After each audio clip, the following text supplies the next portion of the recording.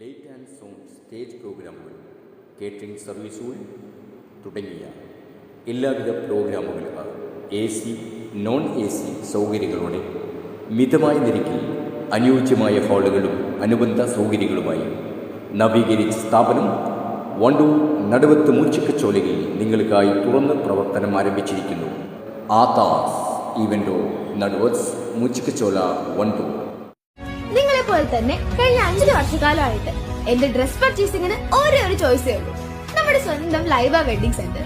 Laiba wedding centre, Pookkottumpadam, Wandoor, Karuvarakundu.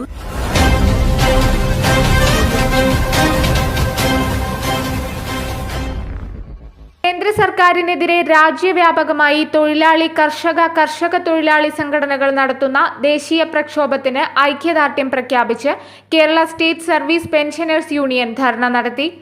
Karuvarakundu Kizhakkethala bus സ്റ്റാൻഡിനു സമീപം നടന്ന ധർണ പഞ്ചായത്ത് പ്രസിഡന്റ് VS പൊന്നമ്മ ഉദ്ഘാടനം ചെയ്തു. ഐക്യദാർഢ്യം പ്രകടിപ്പിക്കുന്നതിനോടൊപ്പം തന്നെ പെൻഷൻകാരിൽ നേരിടുന്ന ഒരുപാട് പ്രശ്നങ്ങളുണ്ട്.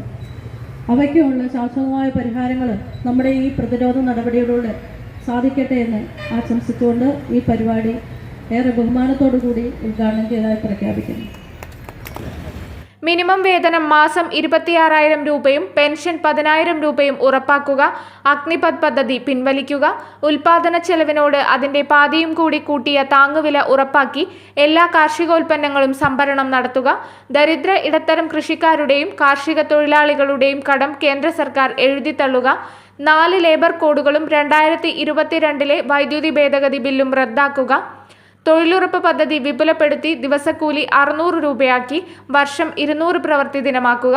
വിലക്കയറ്റം തടയുക തുടങ്ങിയ ആവശ്യങ്ങൾ ഉന്നയിച്ചാണ് സംയുക്ത സമരസമിതി തൊഴിലാളി കർഷക യൂണിയൻ പ്രക്ഷോഭം നടത്തുന്നതിന് പിന്തുണ നൽകിയ ധർണ. ചടങ്ങിൽ P. നാരായണൻ അധ്യക്ഷത വഹിച്ചു. K. Kesavadas, KK James, K. Sivadasan, professor Varghese, AP Gopinathan, A. Gopalakrishnan തുടങ്ങിയവർ സംസാരിച്ചു. News bureau, Karuvarakundu.